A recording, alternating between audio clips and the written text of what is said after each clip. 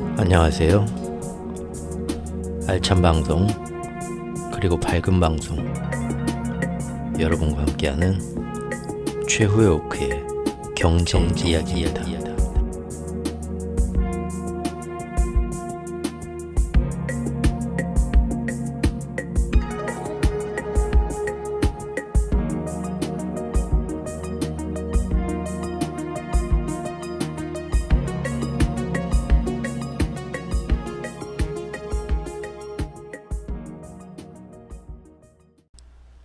안녕하세요. 최오크입니다.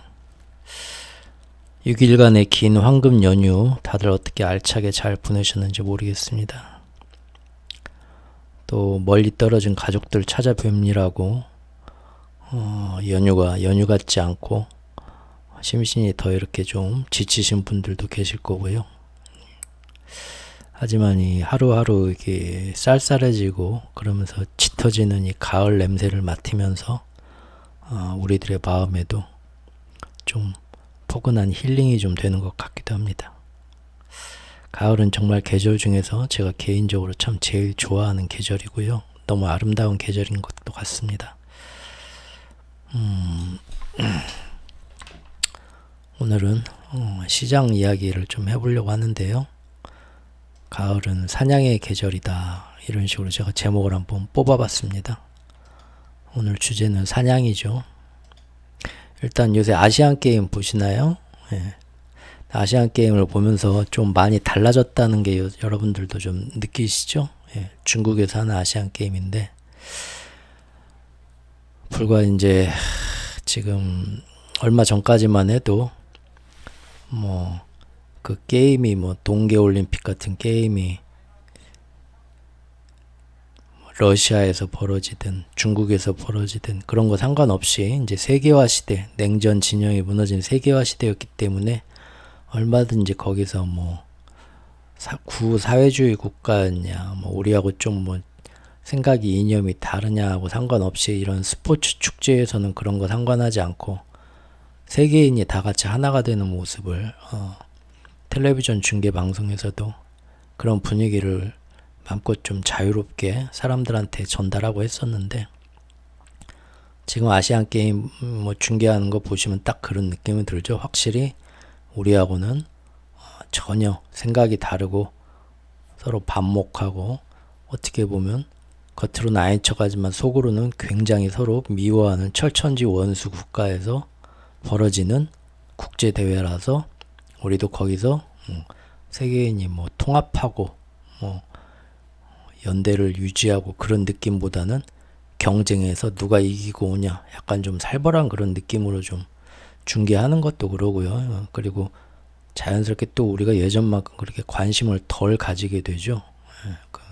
그게 이제 같은 동맹 우방 자유진영의 국가에서 하는 게임이면 이거보단 좀 더 또 좀 화려하게 또 사람들의 이목이 집중되지 않을까, 그런 생각도 좀 들고요. 근데 불과 이런 변화가 2년 만에 벌어졌다는 게 믿어지십니까?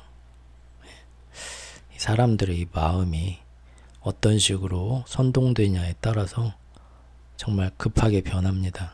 이게 그래서 이제 저희 아버지 세대, 굉장히 7, 80대 그런 분들은 막 툭하면 빨갱이 얘기하고 막 어쩌고 하는데, 그게 이제 젊은 사람들이 볼 때는 왜 저럴까 이해가 안 되지만 그분들은 그렇게 그 이념에 따라서 바로 이웃 사람들 마음이 괴물처럼 급하게 변하는 거를 젊은 시절에 봐왔죠. 우리 그 역사의 격동기를 거치면서. 그래서 그 이제 트라우마가 있는 거죠. 코소보나 세르비아나 쪽에 그 인종 말살 청소와 같은 그런 전쟁을 겪은 동유럽이나 저쪽 요새 문제가 되는 아르메니아인 아제르바이잔이나 아르메니아나 그쪽도 그러지만 그런 사람들은 항상 겪었던 게 날마다 같이 살던 사람들이었는데, 이웃들이었는데, 같은 행정구역에 있던 사람들이었는데 그런 식으로 서로 간에 반목하는 정치적인 어떤 정치적인 역학에 의해서 서로가 상종할 수 없고 미워하고 각자의 이권을 위해서 절대 배제해야 된다라는 그런 정치적인 프로파간다가 이제 사람들한테 금방 전염이 되면 엊그제까지만 해도 서로 남을 뽑아서 팔고 서로 이제 뭐 집안 뭐 고칠 거 있으면 트랙터 갖다가 서로 도와주고 하던 사람들이었는데 갑작스럽게 너희들의 뿌리가 무슨 종교냐, 무슨 인종이냐, 어떤 뭐 정치적인 이념에 대해서 너희는 반대쪽이냐 그런 걸 따지면서 하루아침에 전쟁이 일어나고 맨날 그 옆집에서 같이 순댓국 사 먹고 소주 마시고 하던 김씨가 총을 들고 와서 우리 가족을 쏴 죽이고 우리 쪽의 여자들을 강간하고 아이들을 학살하고 그런 일들이 10년, 20년 단위로 계속 일어났단 말입니다. 그쪽은. 그래서 그 사람들은 제가 예전에 어디 인터뷰를 봤는데 서로 간에 지금은 또 전쟁이 끝나가지고 평화인 것 같지만 모두 다 집안에, 지하실에, 창고에 그 러시아에서 나온 AK 소총과 실탄을 다 가지고 있다고 합니다. 수류탄이랑 집집마다 여차하면 이 얼마나 그 사람들의 평화와 이 위선이 얼마나 순식간에 사람의 마음은 갈다라고 하죠. 쉽게 바뀔 수 있는가를 인생에서 계속 이 사람들은 경험을 했기 때문에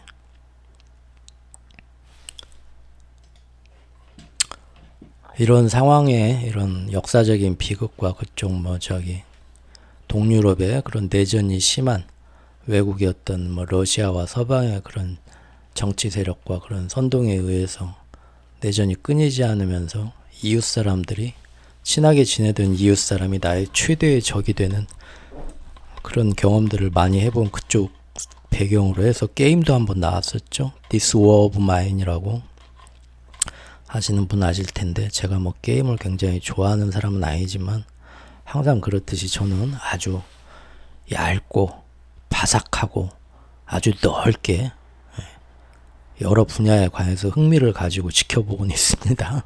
그렇기 때문에 이런 것도 관심을 갖고 있는데 게임 그런 대회에서 그런 면에서 상도 받은 작품이죠. 보면은 이게 동유럽의 어떤 가상의 어떤 나라에서 그런 내전 때문에 아주 얼마 전까지만 해도 친한 이웃이었던 사람들이 강도가 되고 서로 간에 약탈을 하고 서로 간을 죽일 수 있는 그런 상황에서 생존하기 위해서 가까운 사람끼리 뭉쳐가지고 총을 들고 날마다 이웃 사람들과 싸워야 되는 그런 모습이 나오는 게임이라고 합니다. 안타깝죠? 저도 이 게임을 지금 컴퓨터에 가지고 있는데 시작도 못 해봤습니다. 이런 게임들은 그러지 않나요? 시작하긴 아마 못할 것 같아요. 평생. 괜히 이런 마음 아픈 내용들을 보기 싫어서. 저는 공포영화 안 보거든요. 공포영화를 보면 막 무섭지는 않아요. 솔직히 저는 은근히 겉으로 보면 왕찌질이 같이 생겼는데 은근히 겁이 없습니다. 예전에도 캠핑 다닐 때 보면은 혼자서 많이 이렇게 다녔거든요. 혼자서 다닐 때도 순창의 회문산 같은 데 가면은 지금도 그런지 모르는데 그 당시에는 캠핑 데크가 거의 겨우 2.5, 2.5 구형 작은 텐트만 펼칠 수 있는 그런 데크 군립공원이나 그런 데 있었는데 산 꼭대기 가면은 이렇게 비가 오고 흐린 날 밤에는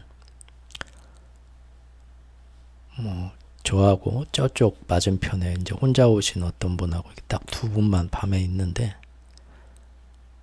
분명히 밤에 이제 산에 이제 밤이 되면은 별 소리가 다 들리거든요. 바람 소리, 나뭇잎 흔들리는 소리, 착각할 수 있는. 그럼에도 불구하고 분명히 사방에서 사람 소리가 너무 분명하게 들리는 겁니다. 한두 명이 아니라 어디 관광버스가 와가지고 지금 내려갖고 사람들이 왔나 할 정도로 10여 명의 소리가 웅성웅성 이거저거 하면서 하는 소리가 계속 들리거든요. 이 빗소리, 바람소리 섞여서. 그러면은 이제 그 깜깜한 데서 산 정상에서 그럼 이제 밤에 후레쉬 들고 나가보죠. 그럼 분명히 한 치 앞도 깜깜해서 볼 수는 없지만 분명히 그 사람 소리가 들리는 거예요. 잠 못 자죠. 되게 이제 그런 데가 이렇게 뭐 예전에 이렇게 산에 비박이나 캠핑 같은 거를 예전에 많이, 지금은 이제 비박이나 그런 것도 다 국립공원에서 사고를 예방하기 위해서 통제를 하죠. 정해진 시간에. 산장도 그러고. 근데 이제 예전에는 안 그런 때가 많았잖아요. 근데 보면 다 뭐 헬기, 뭐 지리산 뭐 정상 부근 헬기 착륙장 그런 데서 막 저기 텐트 쳐놓고 주무시는 분도 있고 그랬어요. 예전에는. 저는 이제 그 세대까지는 아니지만 들은 얘기들이 있는데 보면 대부분 그 당시에 그 빨치산하고 이제 그 뭐 그런 6.25 동란 당시에 어떻게든 이 나라를 서로 잘해보자는 그런 젊은 지식인들의 모임이었지만, 그게 이제 서방에서 그때 서구 사회에서 들어온 그런 어떤 사상 기조가 아시잖아요. 뭐 사회주의적인 내용도 있고 어떤 민주주의적인 내용도 있는데, 지금 같은 막 김일성, 김정일, 김정은 공산당 같은 게 아니라 그 당시에는 다들 나름 그 이론에서 막스주나 뭐 그런 데서 뭐 좋은 건 있었죠. 그래서 어떤 것이 우리나라한테 맞는 실정이냐 해서 각자 이제 그런 사회를 어떤 계도하고, 사람들 이제 아무것도 모르는 민중들을 내가 배운 사람으로서 이끌어야겠다. 내 한 몸 희생해서 나라를 위해서, 그런 정신에서 나온 건데, 서양도 그런 역사가 많이 있죠. 스페인 내전이나 뭐 그런 것만 봐도. 근데 항상 이제 거기에 사람들의 욕심과 정치가 끼이면서 오늘 이거 시작 안 좋은데 이거 진짜 죄송합니다.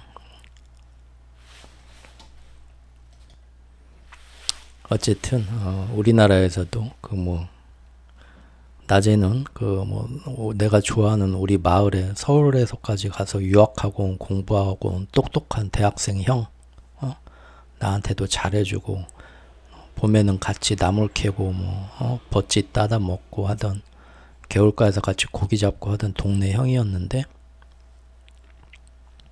그 형은 빨치산에 돼서 산으로 올라가고 그러죠. 옆집 동네 형은 국군 대장이 돼가지고 그 빨치산들 토벌하겠다고 올라가가지고 우리들 끌고 가가지고 산에 가서 같이 총 잡고 싸우게 하고, 밤이 되면은 빨치산들이 내려와가지고 또 먹을 거 내놔라 하면서 우리 다 모아놓고 정신교육 시키고 그러죠. 점점 이제 그런 상황이 극으로 치달으면은 낮에는 국군들이 와서 우리 엄마 아빠 다 끌어내가지고 간밤에 빨치산 도와준 감자 주고 꽁보리밥 준 놈 누구냐 해서 죽이고, 밤에는 빨치산이 내려와가지고 국군 앞잡이 끈앞풀이 돼가지고 우리 저기 빨치산 밀고 한 놈이 누구냐 해서 죽창으로 찔러 죽이고, 지옥이 되는 거죠. 사람들이 이렇게 눈이 멀어서는 안 되는데 요새 또 그런 식으로 좀 가고 있습니다. 또 세계적인 분위기가. 지금 아시안 게임 하다 여기까지 왔죠. 죄송합니다.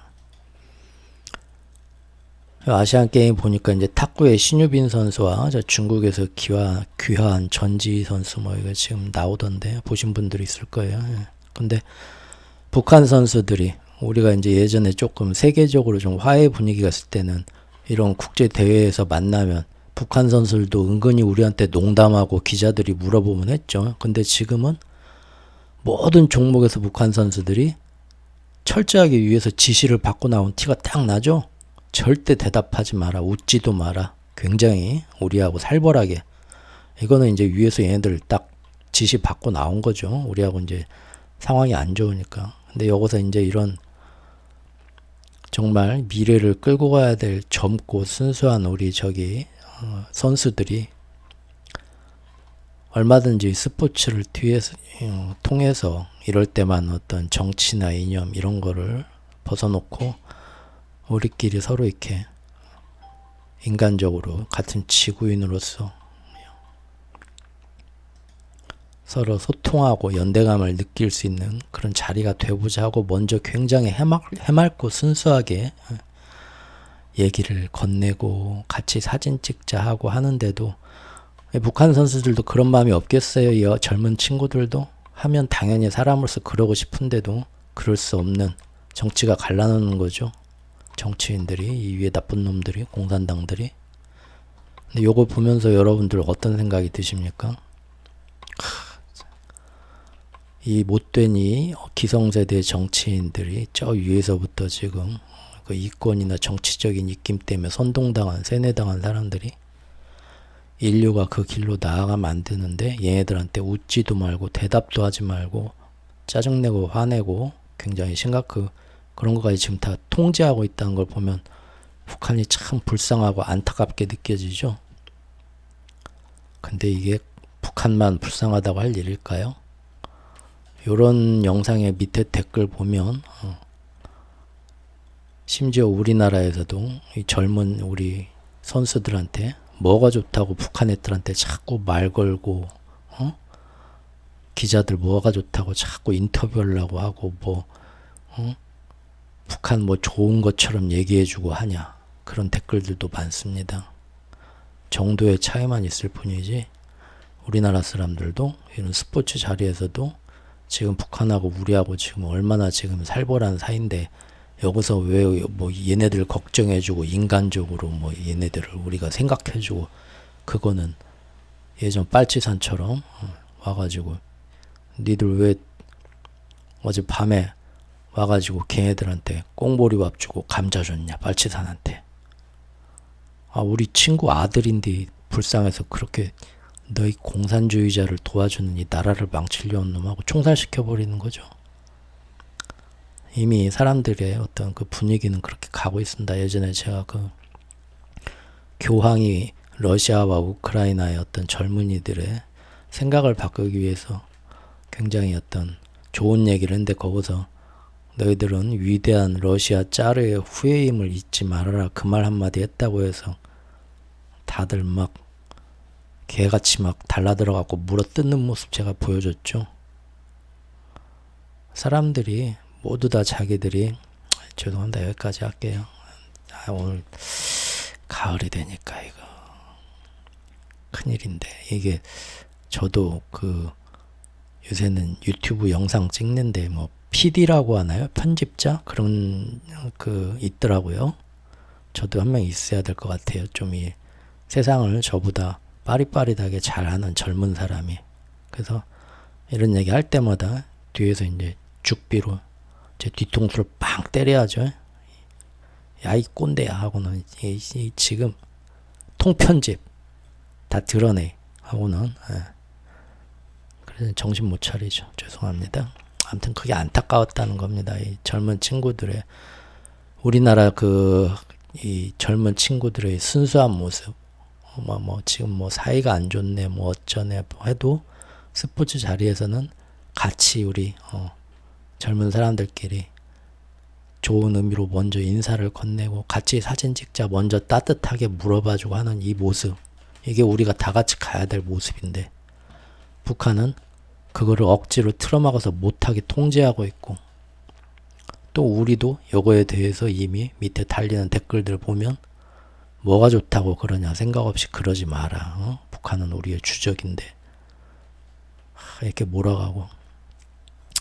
가을인데 슬퍼요, 이런 얘기 보면. 죄송합니다. 시작할게요. 가을은 사냥의 계절입니다. 그리고 사냥의 방식을 우리가 지금부터 알아보겠습니다. 이거 예전부터 뭐 고군벽화 이런 데 보면은 이 말 타고 달리면서 이 화살로 쏘는 건 얼마나 이게 힘든 일입니까? 그런데 이 동물들이 뭐 한 방향으로만 갑니까? 살려고 와주 그냥 빠른 속도로 민첩성으로 막 이리 도로만 저리 도망가는데 그걸 어떻게 맞히겠어요? 사냥개가 한 곳으로 조준하기 좋게 몰아줘야 됩니다. 막판까지, 막다른 골목까지. 사냥개의 역할은 그거거든요. 사냥개가 없으면 사방에 화살질만 하면서 아무도 초점이 안 맞아갖고 조준이 안 돼서 다 놓칠 거예요. 아주 이렇게 오랜 옛날부터 사냥개들의 역할이 중요했다는 겁니다. 중세의 어떤 그 서양의 뭐 유럽의 왕족 시대, 귀족 시대에도 보면은 왕과 귀족이 사냥대회를 많이 나가죠. 우리나라도 이렇게 사냥대회를 많이 나갔고요. 왕과 귀족을 모시고 사냥대회에서 보면 사냥개들이 굉장히 중요하게 그려집니다. 이 중세의 그림에서도 보면 하나의 이거를 잡기 위해서 사방에서 어디로 도망가서 셀지 모르니까 큰 포위를 만들죠. 그리고 그 포위진에서 사냥개들을 여러 마리를 풀어가지고 몰아냅니다. 한쪽 숲 바깥으로 숨을 수 없는 곳에서 막다른 골목으로 점점 포위진을 좁혀가면서 몰아가가지고 아주 공격을 해서 너덜너덜 힘이 빠지게 만들면은 그때 인간들이 와서 총이나 활로 쏴가지고 목숨을 끝장내죠. 사냥개의 역할이 이런 겁니다. 아주 중요하죠. 지금 어제 시장의 모습을 보면 채권금리가 아주 무섭게 올랐다는 걸 아실 겁니다. 그러죠? 예. 미국 10년물 금리입니다. 아유, 이거 무섭죠? 예. 예전에 우리가 여기 딱 가서 4.0을 일본 우에다가 그 짓을 하면서 올리기 시작했다가 4.25를 좀 쉬어가나 했는데 가볍게 뻥 뚫어서 오르고 4.5는 설마 여기까지는 안 될 거야 다들 그랬는데 아주 뭐 한번 지척되지도 않고 그냥 넘었죠. 그것도 놀라운데 이제는 어제랑 그제 사이에 4.75를 뚫어버렸습니다. 한 번의 망설임도 없이 난리가 난 거죠. 왜냐하면 보통 4.0까지는 갔다가 다시 내려올 거야. 예전만 해도요. 예전 이렇게 보면은 그래서 펀더멘탈적인 어떤 그런 거시경제 상황을 자기들이 봤을 때는 그래서 여기서부터는 채권 매수세가 들어와서 여기서부터는 차곡차곡 사야 됩니다. 여기서부터는 사야 됩니다. 우리나라 뭐 TMF인가 뭐 그런 것도 아마 여기서 엄청나게 샀을 거라 생각이 들어요. 다들 그렇게 생각했겠죠. 그런데 내려가는 듯 하더니 올라가요. 아무리 그래도 4.25에서는 살 겁니다. 또 샀겠죠. 그런데 4.5가 정말 끝판왕입니다. 더 올라갈 이유가 없습니다. 시장의 여러 가지 거시경제 상황이나 기술적인 걸 봐도 그랬겠죠. 그런데 이번에는 망설이지도 않고 멈추지도 않고 더 올라가죠.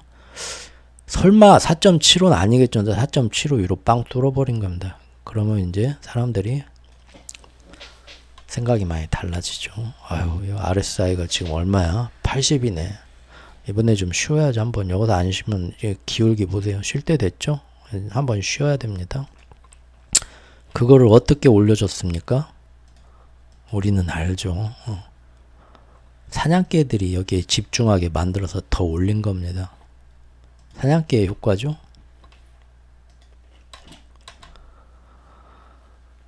뭐 어떤 그 시장에서 가격에 뭐 오르고 내리고 하는 그런 쏠림 현상은 가장 중요한 건 심리잖아요.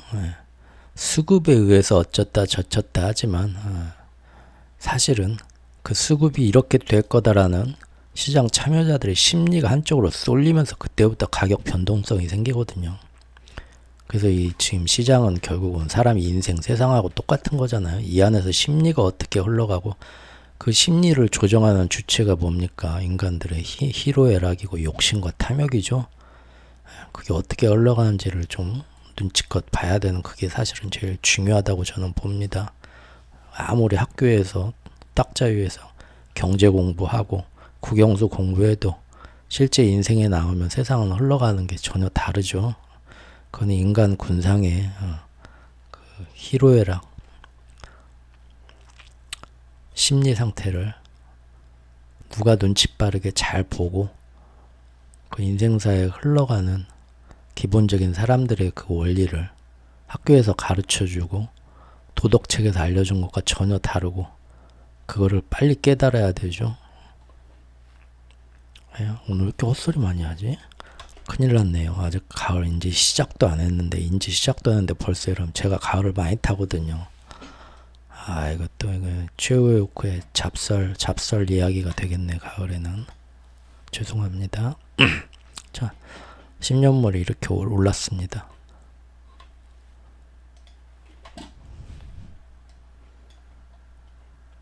그래서 무슨 말씀을 드리고 싶은 거냐면 10년물 국채 금리가 이렇게 4% 넘어도 사람들이 그런다 해도 이거저거 따져도 4% 더 이상 올라가기는 힘들어. 모든 사람들이 대부분의 사람들 심리가 그러면 아무리 수급이 어떻고 저쩌고 해도 안 올라갑니다. 그러죠? 근데 이게 사람들이 생각보다 더 잘 올리려면 사람들이 이거 아무래도 여기서 더 올라갈 수도 있겠어. 에이 설마 아니야 진짜야. 여기 더 올라갈 수 있다니까? 자꾸 그러면은 여기서 채권 안 사고 채권 가격이 더 떨어질 수도 있다고 자꾸 막 그런 공포와 심리가 전염이 돼서 올라가야 된다. 사람들이 여기 주목하고 집중하고 그 얘기가 퍼져야 돼요. 그 역할을 해주는 게 바로 사냥터에서 사냥개들이죠. 사냥개들이 왈왈왈 짖으면서 저쪽으로 막 가야 저 숲속 안에 뭔가 있군 하고 사람들이 다 쫓아가기 시작하거든요. 그러죠? 사냥개의 역할을 누가 했습니까? 우리 그동안 쭉 살펴봤잖아요. 일단은 일본이고요. 일본이 국채 금리를 여기서부터 뻥뻥 차고 속도 조절 한 번씩 하다가 야 일본 국채 금리가 계속 올라간 데 들어가면 여기서 재미 보려는 투기 세력들 막 와서 급하게 올라가서 일본도 힘들어지니까 위에다가 한 번씩 올렸다 내렸다 하면서 말을 전혀 미친놈처럼 이 얘기했다 저 얘기했다 하루씩 바꿔갖고 하면서 여기서 한 번 이렇게 시간 주고 또 한 번 쭉 올리고 그런데 지금 0.75에서 한 번은 또 한 번 쉬어갈 줄 알았는데 0.75에서 지금 굉장히 많이 올리고 있습니다. 한 번 좀 쉬어줘야 되는데 아마 쉬겠죠 이제.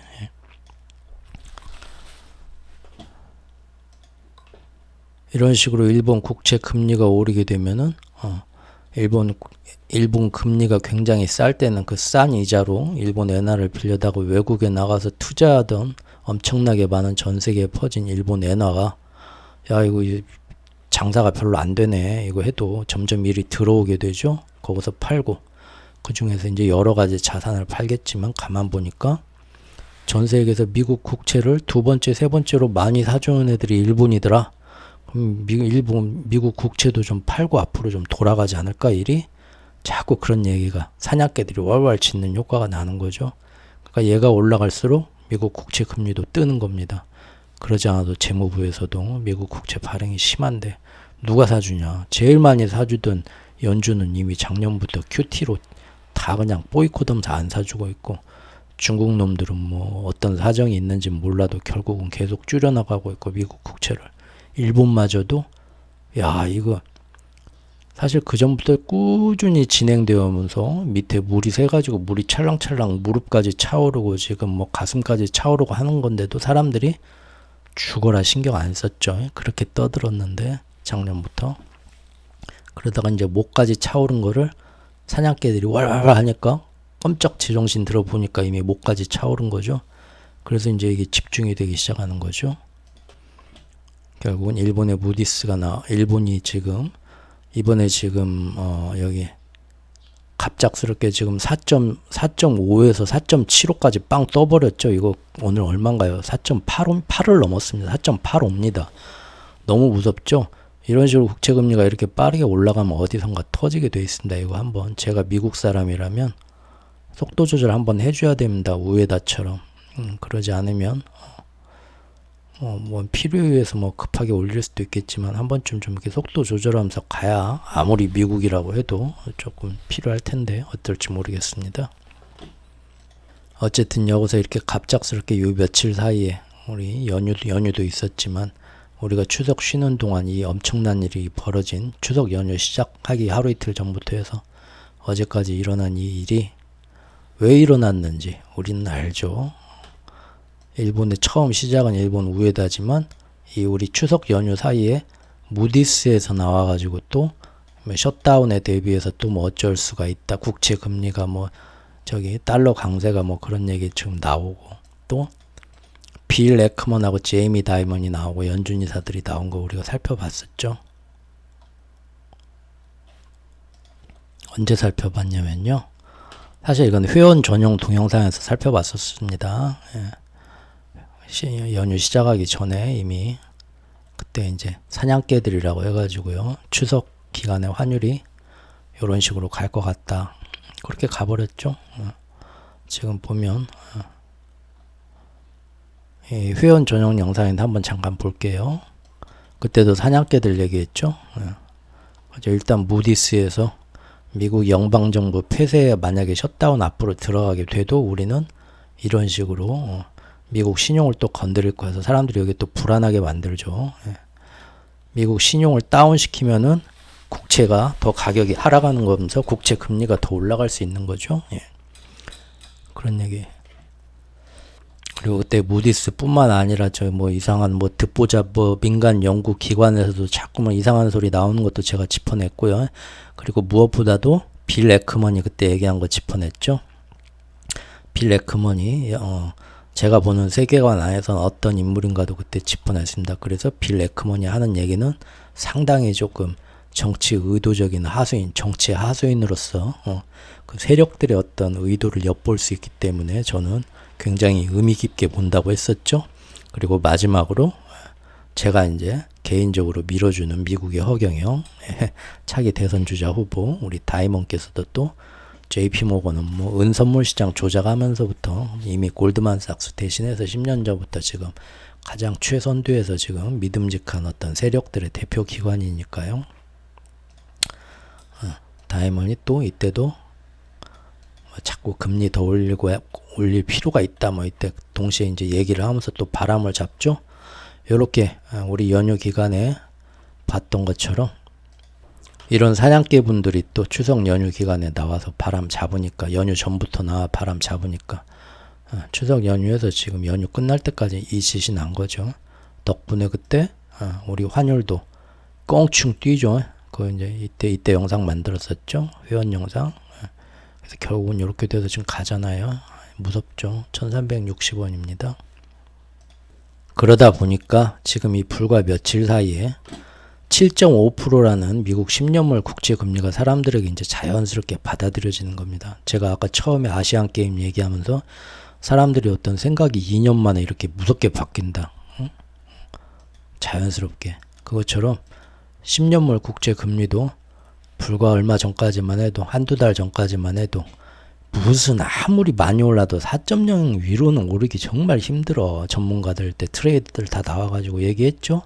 여기서부터 채권 사 모으면 됩니다 하고 지금 살 때입니다 들어갈 때입니다 하고 그런데 4.0에서 4.25로 오르는 거니까 보니까 여기까지 올라 했는데 이건 아니겠죠. 4.25에서 한동안 머무르죠. 그런데 4.25에서 4.5 오르는 건 훨씬 어려울 거라 생각했는데 더 빨리 오릅니다. 잘. 그리고 4.5에서 4.7로 오르는 건 그보다 훨씬 더 어려울 거라고 생각하지만 더 쉽게 며칠 만에 올라 버렸습니다. 자, 이거는 뭡니까?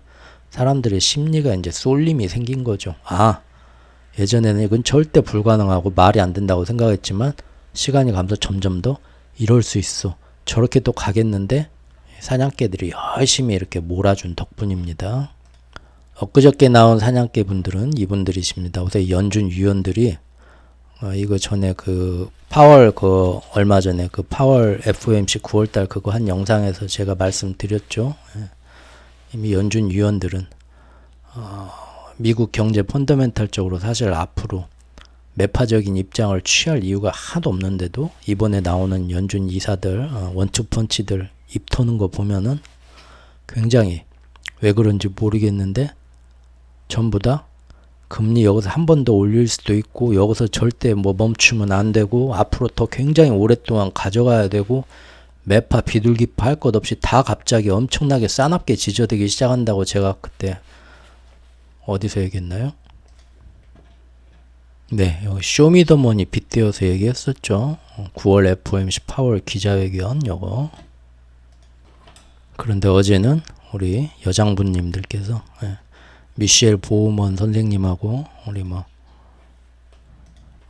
로레타 총재님께서 또 나와가지고 한 분은 원래 엄청난 매파였고 이분도 매파긴 한데 한 분은 투표권이 없고 금년에 내년에 투표권이 있고 올해는 진짜 투표권이 있는 분들인데 11월 12월 남았지만 어쨌든 이분들도 한 번 더 올려야 돼. 어제 또 와서 그런 얘기 하죠.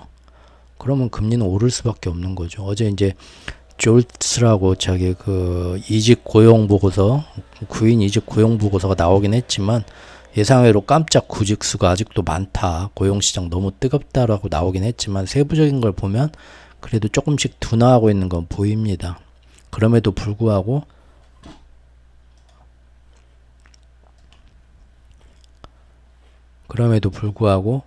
채권금리 장기채금리 시장은 너무 민감하게 빵 떴죠. 이미 심리가 이쪽으로 사냥개들 덕택에 지금 가는 겁니다. 이분들도 왈왈 지져주신 거고요. 가장 우리 흑인이신 이분 라파엘님이신가? 이름들이 왜 이렇게 또 성씨가 얘네들 이렇게 김씨, 이씨, 박씨만 있으면 되지. 이분 같은 경우 대표적인 비둘기죠. 그래서 이분은 뭐 금리 더 올릴 필요는 없다 하는데도 근데 지금의 이 고금리를 굉장히 오래는 가져가야 될 것 같아. 이분까지도 계속 그런 얘기 요새 하고 그랬죠.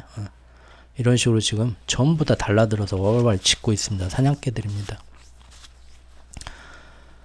처음에 이거 예전에 제가 만든 영상이죠.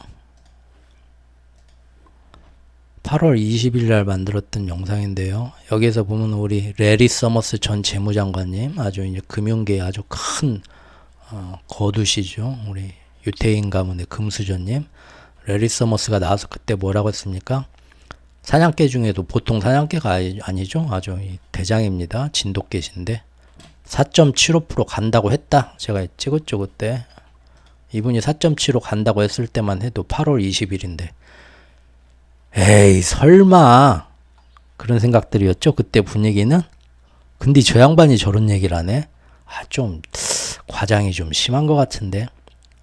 그래도 워낙에 무게감 있는 분이 그런 얘기를 하니까 레리 서머스가 우리 채권 트레이더 박 차장님이 잠을 못 자는 거죠. 채권 가격이 여기서 더 떨어질 수가 있다고? 어떻게 이 포트폴리오를 짜야 나 추석 때 보너스 받아갖고 그랜 좀 몰고 집에 가지? 정말 나 고민하시는 거죠, 박 차장님? 제가 그때는 그런데 어떻습니까? 한 달하고 지금 한 달하고 한 열흘 지났나요? 4.7을 넘어버렸어요. 4.8이에요. 야, 보통이 아닙니다. 사냥개 명사냥 명견이네요. 명견. 예전에 그런 뭐 만화도 있었는데. 그 외에도 또 얼마 전 그 회원 전용 동영상 한 번 더 볼게요. 거기서는 뭐라고 했었나? 거기서 이제 그때 살펴봤던 게 이거였죠. 이 추석 연휴 전에 나온 또 굵직한 사냥개들이 빌 에크먼이 있다. 빌 에크먼이 자꾸 오른다고 바람 넣었죠. 그리고 우리 월가 황제 다이먼께서 나와가지고 금리 더 올려야 된다. 올릴 수밖에 없다. 장기물 금리 오르는 게 정상이다. 그런 얘기하면서 월월 지졌고요. 그리고 이제 파월뿐만 아니라 연준 위원들도 그런 식으로 나가고 있다. 방향이 너무 분명하게 보이지 않냐. 그런 얘기 때 했었죠. 이제 블랙록이라는 회사의 레리 핑크 회장까지도 얼마 전에 가세했습니다. 10년물 5%는 갈 것 같다. 빌 에크먼은 30년물에 자기가 쇼쳐놨다. 딱 공언하면서 30년물 5.5%까지 간다고 했습니다. 지금 30년물 얼마나 됐나 볼까요?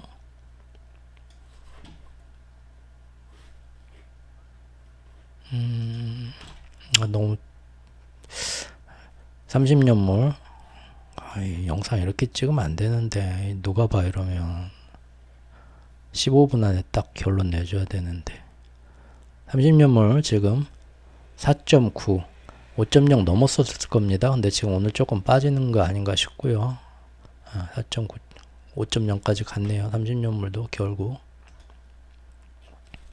그런데 엊그저께 또 나왔습니다. 쉬지 않고 제이미 다이먼 저번 주에만 나오시는 거 이번 주에 또 나왔죠. 어젠가 나와서 그젠가 나와서 7% 금리 가능하다. 10년물이 7 무슨 지금 어이가 없죠 이제 여러분들. 이게 지금 뭔 일인가. 세상이 어떻게 변한 게 보이시죠? 7%요? 지금 장난하죠? 장난 아닙니다 하는 거죠 지금. 5% 넘어서 7% 갈 수 있다. 근데 장난 아닌 거 제가 예전에 그때 보여드렸죠? 보세요. 예전에 저기 뭐 10년물 금리가 8%까지 뭐 그 위로 뭐 난리 난 적 많아요. 아주 오래전 얘기지만 전체적으로 보면 지금 어마어마하게 오른 것 같지만 사실은 그게 아니다라는 거.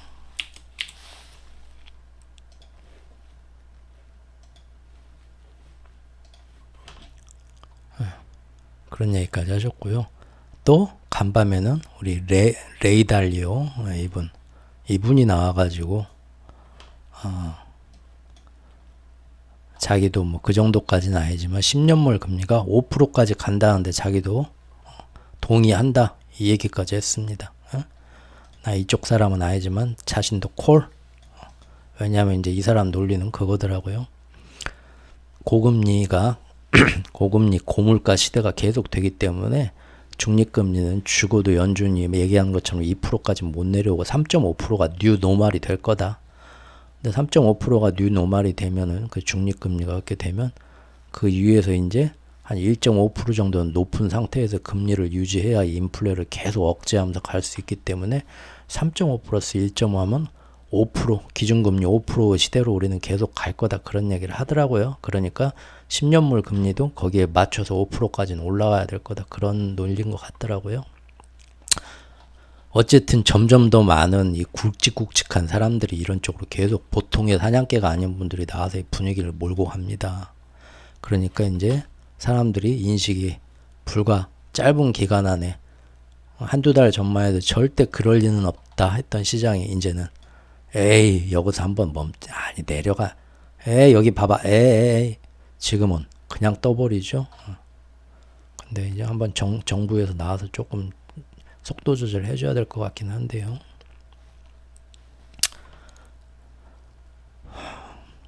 아주 많은 대부분의 월가 전문가분들이요. 지난 6월까지만 해도 연준의 실질적인 금리 인상은 이제 끝났다. 동결이다. 경제도 너무 좋고 연착륙이 거의 확실하다. 인플레 잘 잡혀가고 있고 그때 이제 완전히 합의를 봤죠. 99%가. 그래서 미국의 장기채 금리도 이제 더 이상 오를 일이 없다. 금리 이제 여기서 내려갈 일만 남았으니까 앞으로는. 그래서 실제로 지금도 페드와치 11월에 금리를 동결할 거냐 올릴 거냐 그런 거 배팅하는 시장 보면요. 아직도 11월은 금리 80% 90% 확률로 다 동결로들 보고 있습니다. 아무리 연준위원들이 나와서 한 번쯤 더 올릴 수 있다 떠들어도 그럴 리는 없다. 지금도 그렇게 보고 있어요. 그리고 8월 초부터 정확히는 우에다 7월 말에 우에다 BOJ 금리정책 변화부터 한 거를 같이 짚고 넘어갔었죠. 그때부터 미국 채권 금리가 꾸역꾸역 새로운 레벨로 올라서 4.02로 고개를 넘어 모두 다 절대 거기는 금리는 앞으로 내리기 때문에 그럴 리는 없다 했지만 그때부터 4.02로 올랐죠. 이제부터 여름 태풍 카미카제 이제 드디어 나오기 시작한 거죠. 그래서 쭉 올라가는 건데 그때만 해도 지금까지만 해도 8월, 9월 두 달 동안 월가에서는 매번 왜 그렇게 꾸역꾸역 오르는가 아무도 정확한 설명을 하지 못했고 전부 일시적인 수급 때문에 오는 현상이다.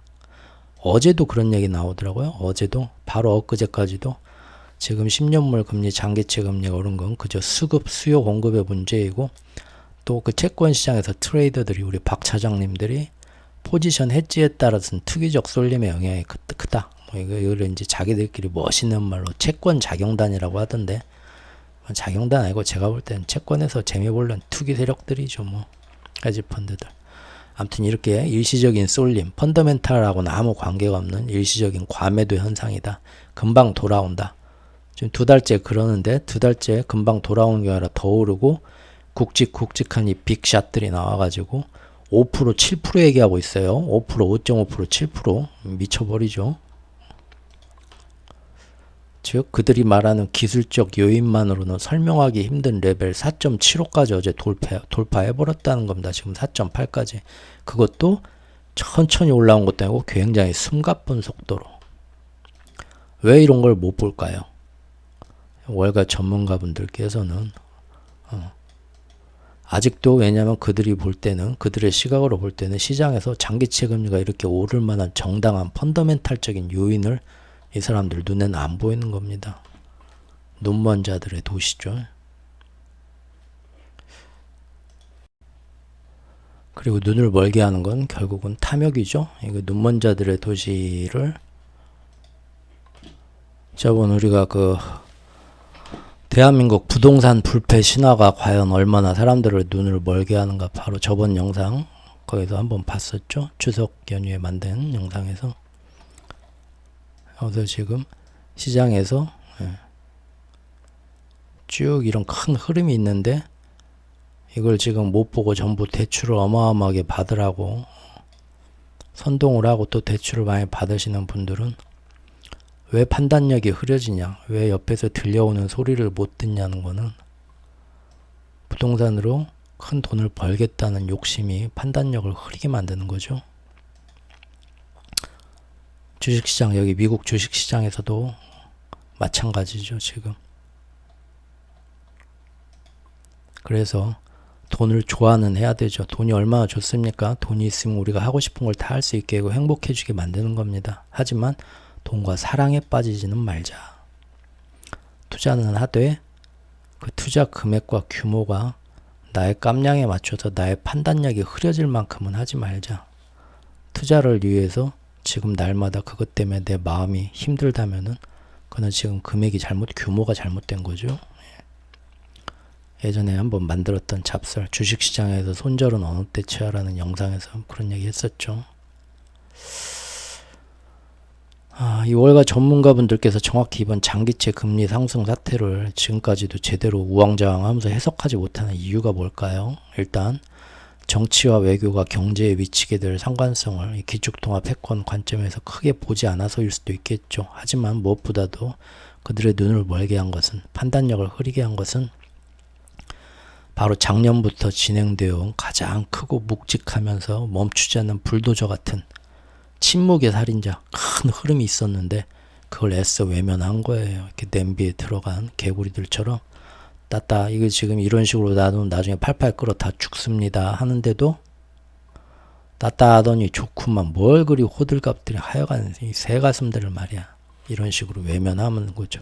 앞에 당장 탐욕에 눈이 멀어서 이걸 간과한 겁니다. 사냥의 방식입니다. 커다란 사냥터에서 옛날 이런 그림들 보시면 아시던 이게 이제 막 프랑스 베르사유 궁전 이런 데서 왕족 사냥 대회를 한다 하면은 이 넓은 사냥터가 있죠, 임야에. 그러면은 이 사냥터에서 이제 크게 이제 이 숲이 있는데 숲에 있는 여우를 잡기 위해서 이 숲을 다 포위를 합니다. 전부 왕과 귀족들이 다 나와가지고, 그죠? 포위를 하고 그 포위를 점점 이제 시종들이 이렇게 걸어가지고 우리 살인의 추억에 나온 것처럼 진 꽹가리 두드리면서 점점 포위를 좁히면서 숲 밖으로 나와서 한 곳으로 가라고 몰아가죠. 하지만 그때는 이 숲에 있는 여우는 워낙에 먼 데서 깽깽거리니까 이것이 나중에 시간이 돼서 자기를 잡으러 온다는 생각을 못해요. 그냥 따따하더니 좋구만 뭔 그게 살면서 걱정들이 많은지 하는 거죠. 당장 무슨 일이 안 일어나고 그래서 모든 사람들이 거기에 대해 얘기를 안 하고 다 같이 외면한다고 해서 절대 그 위험이 사라지는 건 아니죠. 그것에 대해서 적절한 때에 적절한 조치를 취하지 않으면 반드시 그것이 게으른 여우의 당신의 뒤통수를 때릴 때가 옵니다. 그렇죠? 항상 그러죠. 인생을 보면. 그런데 그걸 모르면, 그 교훈을 배우고 바뀌지 않으면 인생에서 항상 그 사람은 사냥감이 되는 겁니다. 사냥하는 쪽이 아니고.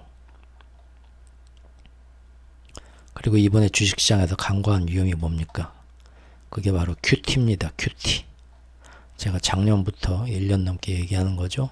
가장 무서운 건 물밑에서 진행되는 큐티가 우리의 목을 비틀 때가 온다. 작년 3월부터인가 블로그에 썼죠. 그렇게 된다고요. 우크라이나 전쟁은 눈속임이다 하면서요. 지금 시장에서 금리 인상은 사실상 이제 끝난 거나 다름없다고들 말하지만 장기채 금리는 오히려 8월부터 쭉 무섭게 오르고 있는데 그 이유가 바로 1년 넘게 진행된 큐티입니다. 양적 긴축. 큐티라는 것 자체가 채권 시장에서 만기가 돌아오는 그 어마어마한 국채를 예전에는 연준이 어마어마하게 사준데 연준이 이제부터는 돌아오는 거 안 사주고 다 던져버리겠어 하고 선언하는 게 큐티잖아요. 계속 쫄아드는 거죠. 요것도 잠깐 회원 전용 영상에서 말했던 거 한번 볼게요. 어제 했던 그 비트코인 영상에서 본 거죠. 지금 금년 들어가고 큐티의 이제 양적 완화 효과 때문에 전체적인 시장의 연준 부채 자산 유동성이 이렇게 줄어들고 있는 걸 봤죠. 3월 달에 실리콘밸리 은행으로 잠깐 돈을 푸는 것 같아서 늘어나는 것 같았지만 이것도 이 그래프상에서만 보이는 거지 실제 대출 시장에 들어가서 돈이 돈 건 아니에요. 절대로. 저는 이제 이걸 그렇게 보지 않는다. 실제적으로 했는데 어쨌든 뭐 이 그래프만 보고 전체 QE로 늘어났지 않냐 하면 뭐 그런다 칩시다. 어찌됐든 그렇다 해도 잠깐 일시적이고 7월까지 해가지고 지금 7월 말까지 해가지고 8월까지 해서 9월까지 해서 이렇게 줄어들었죠. 전체에서 시장에서 유동성 시장에서 5%가 없어진 사라진 겁니다. 하지만 당장은 느낌이 안 오죠. 전체에서 5%가 사라졌으면 엄청나게 느낌이 와는데 왜? 지난 2년간 30%를 풀었거든요. 하지만 시간이 갈수록 계속 이거는 금리가 연준에서 금리 동결한다. 아무 의미 없어. 금리 동결해도 QT는 절대 동결 안 하고 계속 진행 중이에요. 그래서 제가 지금까지 상반기에 만들었던 영상들에서 여러 번 얘기했잖아요. 실제는 연준이 그때 6월달이나 뭐 그럴 때 금리 동결할 때 동결이 아니다. 물밑에서 뭐가 0.5%, 뭐가 0.5%, 뭐가 1%에서 실제로는 1% 금리 인상 빅스텝 한 거나 다름없다. 유동성은 계속 줄어간다 하지만 그게 지금 사냥터가 이렇게 저 멀리서부터 좁혀오니까 실감이 안 되는 거죠. 그러다 당하는 겁니다. 사냥 당하는 겁니다. 그래서 이것도 제가 그때부터 얘기했지만 이제 엊그제 나온 얘기 들어보면 제가 한 얘기가 아니라 제가 상반기 때 이렇게 된다. 그래서 실제 시중 금리 기준 금리 효과는 더 높다. 금리 인상 하고 있는 것과 다름없다 했지만 바로 얼마 전에 샌프란시스코 연은에서 며칠 전에 나온 얘기죠. 현재 금리가 5.25에서 5.5%인데 밑에서 진행되는 QT의 효과를 더하면 실제로 시중에는 지금 기준금리는 7% 효과나 다름없다. 샌프란시스코 연은에서 보고서에서 나온 겁니다. 결국 제가 말한 대로 가잖아요. 또 밖에 나 시장에 가서 또 막걸리 한번 사발 먹고 말이야. 또 잘난 척 한번 해야겠네. 경찰에 신고하겠지만 그렇게 사냥터가 QT로 인해서 1년 동안 좁혀진 거죠. 그리고 드디어 본격적인 사냥 신호 호루라기 빽 부른 게 누굽니까? 위에다가 7월 말에 여름 태풍 띄우고요. 그리고 그때부터 바로 하루 이틀 후에 왈왈왈 짖으면서 사냥개들 출동했잖아요. 3대 신용평가사부터 지옥에서 온 켈베로스 제가 이때부터 여러 개 다 지적했죠. 덕분에 사람들은 그전까지는 에이 무슨 사전냐 괜찮아 했지만 사람들이 이제 걱정하기 시작하죠. 재무부에 장기채 대량 발행이 있네. 이거 별거 아닌 줄 알았는데 그리고 앞으로 우크라이나 지원 계속 미국이 해주고 거기다 반도체 지원법 칩스나 인프라 감축법 IRA 등으로 미국의 공장 짓는 모든 그런 거에 보조금이랑 뭐랑 다 주려면은 그거 다 돈이죠. 그 많은 돈 어디서 다 국채 다 발행해야 돼요. 재정 적자 일으키면서. 그러면은 금년뿐만 아니라 금년에 뭐 하반기에 재무부가 이제 상반기 셧다운 때문에 국채 발행 안 한 게 밀려갖고 하반기 한다. 내년 초부터 이제 안 해도 되겠지가 아니라 계속해서 국채 금리를 어마어마하게 발행해야만 됩니다. 이런 지금 우크라이나 지원 칩스 IRA 때문에. 그거를 자꾸 사냥개들이 지금 지적을 하는 거죠. 왈왈 짖으면서 그러면서 야 미국 국채 가장 큰 수요자였던 연준이 계속 채권 버리고 있잖아. QT로. 중국과 일본 역시 중국도 지금 예전부터 그랬고 요새는 돈 없어서 더 사주지도 못하고 일본도 지금 7월 말부터 지금 갑자기 자기들 금리 올리면서 그런 움직임에 동조하고 있잖아. 자꾸 이제 돌아보는 거죠. 그걸 사실은 예전부터 봤어야 되는데 눈먼 자들의 도시라서 못 본 겁니다. 일부러 안 본 거죠. 외면한 거죠. 그 얘기 안 했잖아요. 제가 항상 지난 1년 동안 QT가 무서운데 QT 얘기는 이상하리만치 안 한다. 월가 전문가들이. 맨날 금리 얘기만 하고. 그랬죠. 왜 안 하냐고 물어보면 한 번도 안 가본 길이라서 자기들도 잘 모른다. 괜히 얘기해서 시장에 찬물 끼얹기 싫으니까 일부러 안 한 거죠. 그리고 1년 7개월 동안 작년 3월부터 시장은 오히려 연준하고 맞짱을 떴죠.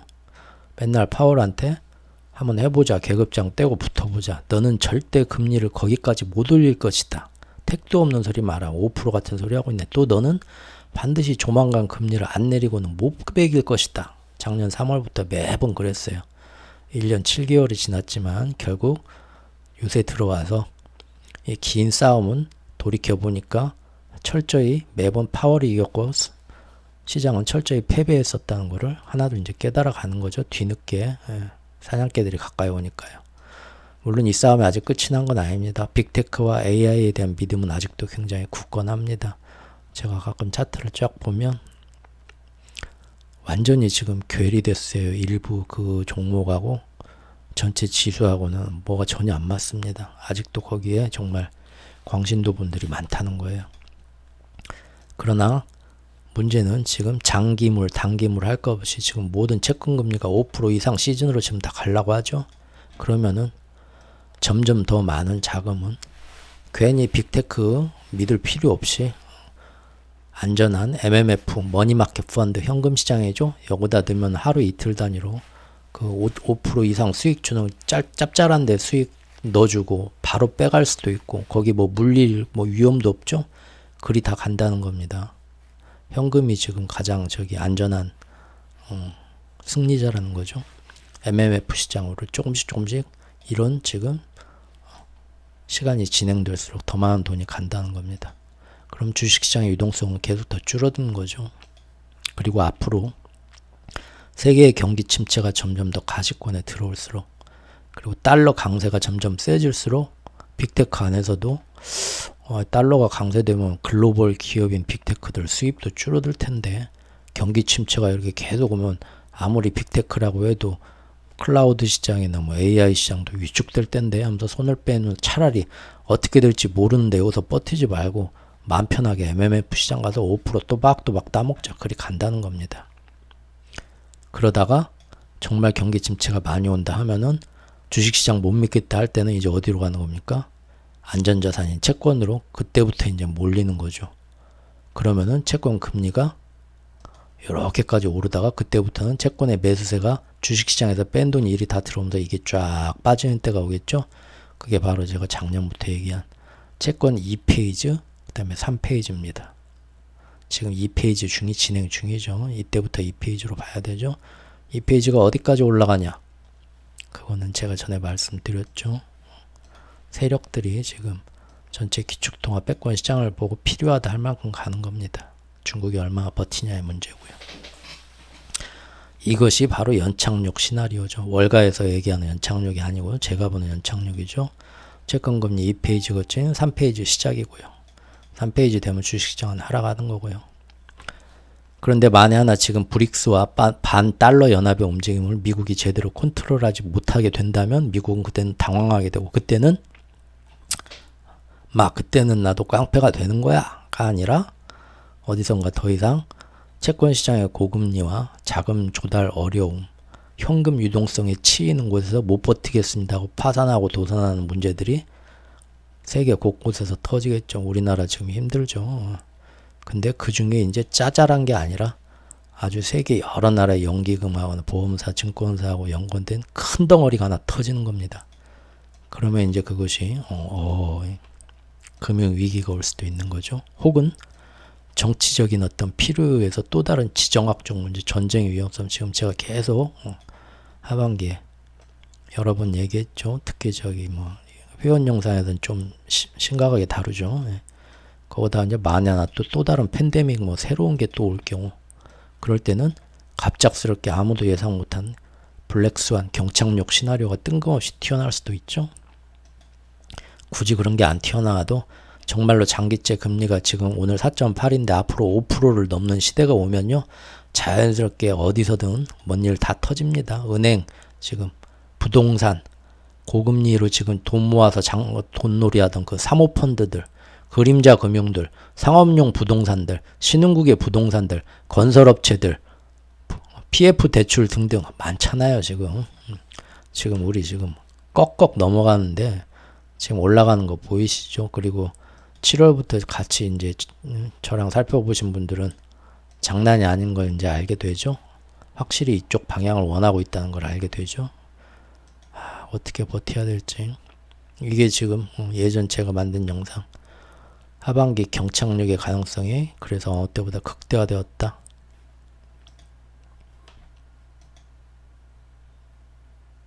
이게 다 숨을 톡톡. 진짜 경착륙과 연착륙의 의미가 뭔가 제가 9월 2일 영상에서 말씀드렸었죠.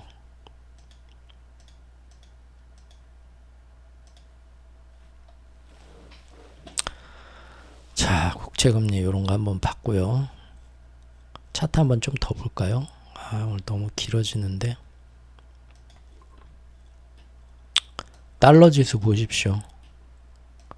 결국 이렇게 됐네요. 지금 107입니다. 107. 달러 지수가 이렇게 오릅니다. 지금 한 번쯤 너무 급해요. 지금 여기서만 한 번 좀 쉬어가야 되는데, 뭐 이건 뭐 제가 쉬어가야 된다고 걔네들이 쉬는 거 아니고 걔네들 마음이죠 뭐.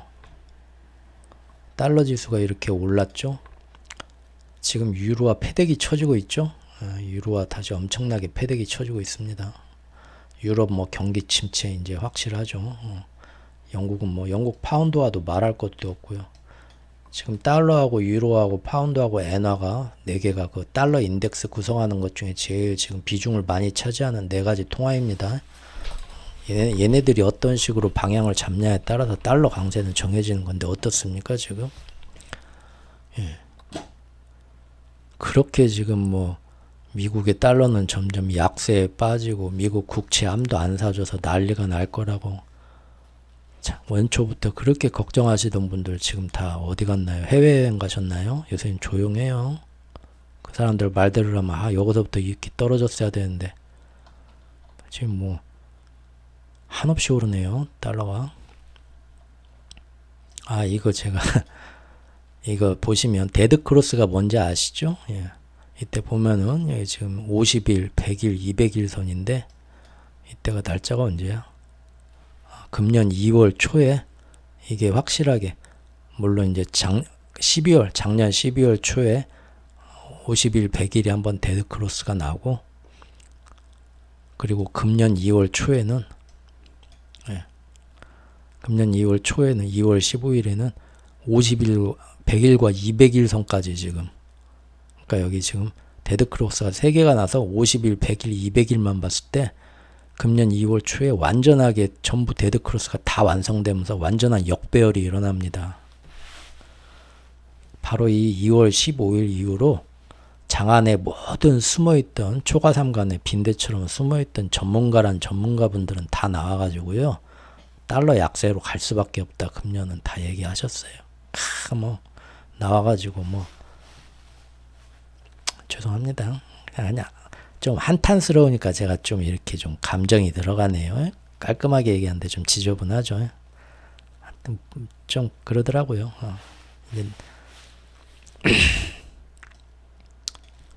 그랬죠.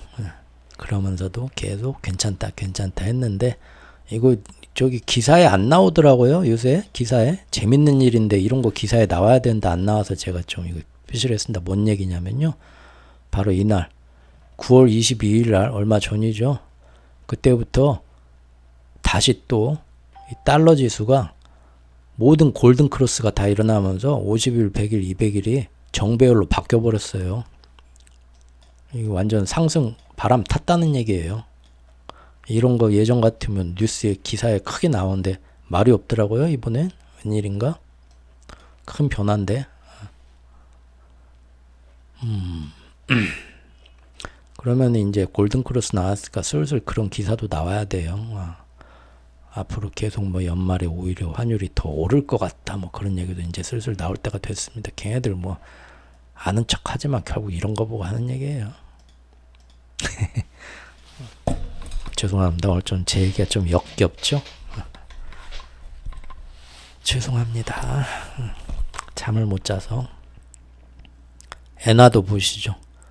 엔화 그렇게까지 안 막죠? 안 막고 145엔에서 여기서는 죽어도 막겠지는데 안 올려주잖아요. 150엔까지. 또 제가 예상한 대로 됐죠? 덕분에 여기서 엔화 전문가들 말 듣고 사야지 하고 사신 분들 지금 마음고생 심하죠. 분명히 엔화 강세로 간댔는데 어떻게 된 거야 하고 어떻게 될지 모르니까 손 안 대는 게 좋다고 저는 말씀을 드렸었는데 그렇다고 해서 제 말이 다 맞는 건 아닙니다. 절대 그렇지 않고요. 틀린 것도 많아요. 나중에 틀린 거 다 연말되면 다 찝어내니까 걱정 마시고요. 절대 리딩방 아닙니다. 장기적으로 볼 때 이렇다는 거예요. 단기적으로 튀고 어쩐다.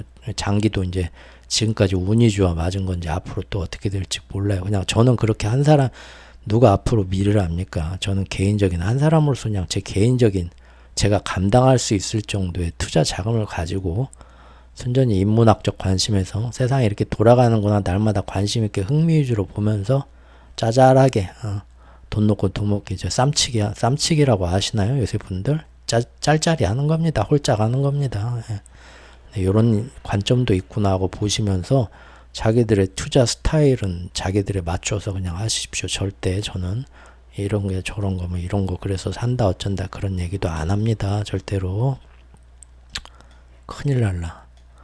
제 주변에 친한 친구들 몇 명 없지만 워낙에 제가 사람이 그래서 친구도 별로 없지만 그 사람들 제가 이거 하는지도 몰라요. 경제방송 이런 거 이런 블로그 쓰는지도 모르고요. 제가 이런 거 하는지도 몰라요. 이런 얘기 하는 적도 없고 권하지도 않습니다. 그냥 오직 저기 부동산은 아닌 것 같아. 몇 년 전부터 달러로 많이 바꿔놓으면 좋을 것 같아. 그런 얘기 하지. 한 번 했는데 그걸 안 들으면 더 이상 저도 말 안 해요. 이런 얘기 해봤자 뺨만 맞아요. 나중에 절대 하면 안 되는데 그럼에도 불구하고 제가 이제 이렇게 하다 보니까 제가 하는 얘기 날마다 이렇게 메가폰 잡고 얘기하니까 대북 방송처럼 이거 듣는 분들은 또 귀가 솔깃하지 않습니까? 그러면 또 제가 완전히 저한테 책임 없다고 발 뺄 수도 없죠. 이거는 그래서 어느 정도는 이제는 세상에 나오면서 저도 이제 감당해야 될 무게죠. 책임이죠. 그래서 이제 이건 어떤 거 같냐, 어떤 이런 거 뭐 좀 다뤄줬으면 좋겠다. 생각은 어떠냐 물어보면 제 생각에 대해서 말을 하긴 합니다. 하지만 그래도 절대 판단은 여러분들이 내리셔야 됩니다. 후회 없이. 남의 말만 듣고 가서 인생 절대 좋아지는 인생 없습니다. 예, 석가모님도 얘기하셨지만 무수의 뿔처럼 혼자서 가는 거를 깨닫기 위해서 인연들이 이렇게 찾아오는 거겠죠. 벌써 이제 처음에 듣기 시작하신 분들 벌써 한 90% 나갔고요. 아유 정말 틀딱 방송 지겹네 지겨워하고 지금 다 나갔고요. 어쨌든 엔화도 와 150엔 이제 놀래버렸어요. 여기까지도 지금 가만두지 않겠다 좌시하지 않겠다 하면서 환율시장에 개입을 안 하더라고요. 10월 2일까지도 어제까지도 150엔 여기가 149.93까지 치솟았을 때도 그러다가 바로 개천절날 150 한번 딱 뚫었어요. 그때부터 시장에 좀 개입을 하더라고요. 그리고 일본 10년물 금리도 0.75를 넘는데 개입을 안 하되 여기서부터 국채 매입을 좀 했다고 하는데 국채 매입을 이때 했다고 발표를 일본 재무성에서 했는데 얼마 안 했어. 그래서 팍 내리지를 않는 거예요. 그리고 일본 엔화도 150엔 넘는 거는 우리가 절대 꼴을 못 봐. 계속 왈왈왈 짓는데 실제 150엔 넘었는데 한번 푹 내리긴 했지만 정말 코앞에 가서 한번 그렇게 크게 막 여기서부터 미리 이렇게 내리는 움직임이 없었어요. 최대한 도와주는 거죠. 뭘 도와줍니까? 이렇게 해서 유로와 파운드화가 내려가는 것과 같이 해가지고 어떻게든 달러 강세를 받쳐주는 겁니다. 달러 강세를 받쳐주고 그럼으로 인해서 뭘 노리는 건가요? 뒤질 놈들 뒤져라 이거죠. 누가 뒤지나 볼까요? 위안화요. 와 위안화 지금 어마어마하게 노력을 하는데 덕분에 그래서 지금 오늘 보면은 7.3 넘어버렸습니다. 7.3 넘기 진짜 싫어하거든요. 얘네들. 7.3 또 넘었죠. 7.3263이에요 지금. 다시 이 수준으로 올라왔고요. 껐덕껐덕 하는 거죠. 그래도 그나마 잘 버텨요. 우리 러시아 한번 볼까요? 러시아 없나? 네, 루블합니다. 보이시죠? 예전에 한번 그 브릭스 회의 하기 전에 에라이 엿먹어봐라 하고 빵 치워버렸는데 어떻게 이제 막 푸틴이 직접 일선에 나와서 뭐해라 하고 잡는데 결국은 뭡니까?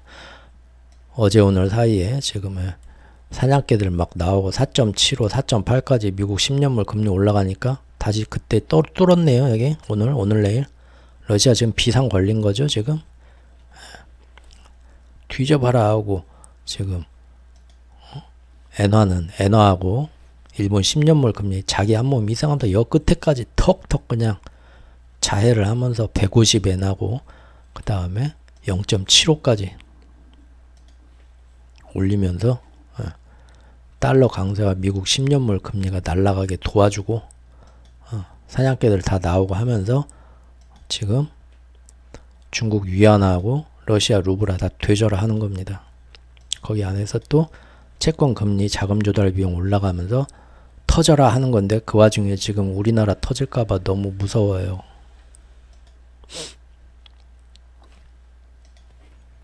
결과적으로 고래 싸움에 새우등이 터져서 우리나라 환율은 추석 연휴 전에 어떻게든 이 밑으로 맞추려고 했는데 연휴 시작하기도 전부터 뻥 떠버리면서 두 개를 하나로 뚫어버리더니 어떻게든 내리려고 했다고. 이거 자세한 이건 그 회원 영상에서 말씀드렸죠. 이때 가는 거고요. 하이힐드 채권 금리라는 이 차트입니다. 이게 뭐냐면 어떤 회사채들의 어떤 위험성을 볼 수 있는 건데 요거 지금 제가 안 본 지 한 1년 됐어요. 1년은 너무했나? 한 10달 됐나? 이게 지금 그 빅스 공포 탐욕지수 빅스 그것처럼 지금 먹통입니다. 안 먹힙니다. 전혀 말이 안 되게 움직여가지고 아무 의미가 없어서 지금 안 보고 있습니다. 밑에 지지선만 이렇게 체크해 놓고 지금 안 보는데 왜 그런지는 저도 잘 모르겠어요. 이쪽 시장에 왜 지금 우리나라로 치면 어떤 뭐 회사채 시장에 문제가 난다라는 그 미국의 신호가 와야 되는데 이게 위로 빵 떠야 되는데 계속 실물 경제에서 제가 볼 때는 문제가 있는데 회사채 시장에서는 안전빵으로 계속 가더라고요. 저게 뭔 얘기인지 왜 그런지 모르겠어요. 제가 볼 때는 그동안 미국 국채가 금리 인상 끝났다. 너무 안정적이다. 그래가지고 그런 이제 국채의 흐름이 회사채 시장에 반영이 돼서 회사채도 안전빵이다. 미국은 이제 기준금리 내릴 일밖에 없다 하면서 이렇게 안정하게 간 것 같은데 그런다 해도 너무 말이 안 되게 지금 안정이 돼서 안 보고 있는데 이게 지금 어제 4.75, 4.8로 뜨니까 얘도 지금 한번 빵 뛰었습니다. 근데 확실히 정상 작동하는 것 같지는 않아요. 만약에 얘네들이 정말 위로 뛰면 그때는 이제 진짜 미국에서 뭔 일 터지는 거죠. 그때는. 예. 죄송합니다. 오늘 좀 길어지네요. 죄송합니다. 다시 한번 항상 그 챕터에서 다 들으시지 마시고 챕터에서 이렇게 끊어갖고 주제별로 있으니까요. 듣고 싶은 것만 따서 들으십시오. 셧다운에 대해서 좀 재밌게 셧다운에 대해서 이제 저기 뭐 누가 물어보시기도 했고 셧다운에 대해서 어떻게 됐나 그 전에 이렇게 좀 다루기도 했었습니다. 근데 결국 셧다운 막아냈죠. 그래도 한번 보자고요. 셧다운을 피해가면서 당장의 달러 약세와 채권 금리의 반락을 막았습니다. 뭔 얘기냐면 미국 의회가 셧다운이 되면요. 아유 저기 뭐 정치 저거 안 되겠네 해가지고 예전에 셧다운들 보면은 미국 달러화 가치가 하락했었습니다. 그런데 지금 제 세계관에서는 어떻게든 달러 강세로 지금 엄청나게 하반기는 지금 방향을 잡았잖아요. 너무 노골적으로. 그래서 사냥개들이 나오는 거고. 그런데 셧다운 되면서 달러가 약세로 빠지는 건 원치 않겠죠. 그래서 셧다운이 다가오기 며칠 전부터 달러 강세를 받쳐준 원래는 포트폴리오 조정이 일어나는 거거든요. 셧다운 아무래도 이번에 물 건너 간 것 같고 셧다운 될 것 같아. 며칠 전까지만 해도 하루 전까지만 해도 거의 99% 그렇게들 생각했죠. 그러니까 그럴 땐 어떻게 됩니까? 기관들이 달러는 여기서 떨어질 것 같아. 너무 많이 오르기도 했고 달러를 포트폴리오에서 기계적인 프로그램 조정이 들어가는 겁니다. 달러 팔고 그 다음에 셧다운 기간 동안 어떤 뭐 일이 생겨갖고 채권 가격도 요동치고 주식 가격도 요동치고 달러도 어떻게 될지 모르니까 한치 앞을 알 수 없는 변동성의 세계가 오잖아요. 10월부터. 그렇기 때문에 그럴 때는 많이 오른 거에서 차익 실현해서 달러 같은 거 팔고 다 어디로 가나요? 예전에는 꼭 금과 은으로 갔었습니다. 그래서 금과 은으로 가는 건데 제가 이것도 회원 영상에서만 말했었나요? 좀 헷갈리네. 그 은시장 봤었죠? 예, 은시장에서 아주 재밌는 거라고 해서 제가 그때 보여드렸죠. 반드시 달러 팔고 은시장으로 다 돈이 들어오고 있는데 이 지금 9월 29일부터 야 셧다운 된다더라 하고 근데 그거를 엄청나게 끌어내리는 거 제가 한번 보여드렸었죠. 5분봉에서 쫙 끌어내리면서 말도 안 되게 끌어내린단 말이에요. 그러면 금과 은시장에 돈들이 들어오는데 프로그램 매수식으로 딱 들어오는데 들어온 지 몇 시간 만에 얼마 이상으로 3% 이상 몇 프로 이상 손실이 나면 어떻게 됩니까? 자동 손절치고 나가게 되어 있습니다. 이거 뭐야? 하고 안 들어온다는 겁니다. 그리고 그 돈이 다시 어디로 갑니까? 다시 달러로 가는 거예요. 그러니까 이런 식으로 에이 여기 오지 마, 여기 먹을 거 하나도 없어 하고 계속 JP모건 같은 데가 은시장에서 스푸킹으로 계속 떨어뜨리는 거죠. 그래가지고 그때 달러가 오르는 걸 보여드렸는데요. 문제는 10월 1일부터 갑작스럽게 아니야 우리 저기 합의 봤어 해갖고 셧다운이 연기가 되죠. 11월 17일까지 임시 예산으로 버틴다 하고 그렇게 돼가지고 어쨌든 달러 강세는 손상을 안 받고 유지가 됐습니다. 그리고 동시에 지금 오늘 뉴스 보니까 그것 때문에 책임을 물어가지고 미국 하원 의장을 해임을 시켰더라고요. 가결을 시켰더라고요. 그러면은 미국 정치판이 더 이거 막 정쟁 때문에 난리가 나는 거죠. 그러면은 기다렸다는 듯이 이제 좀 있으면 또 신용평가사들 나와가지고 이 봐라 이거 미국 이래 갖고 되겠냐 이거 지금 경제가 얘네들 때문에 흔들린다 하고 그런 것들이 다 또 자극이 돼 갖고 국채 금리는 불안하니 더 올라가겠죠. 미국 채권 가치가 떨어지면서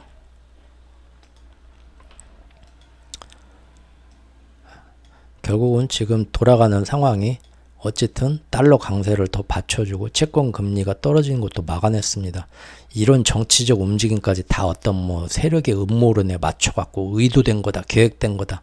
그렇게 우기면 안 되겠죠. 그런 건 정말 뇌피셜로만 가는 거고요. 아무 증거 없이. 절대 그런 태도는 지양을 해야겠고요.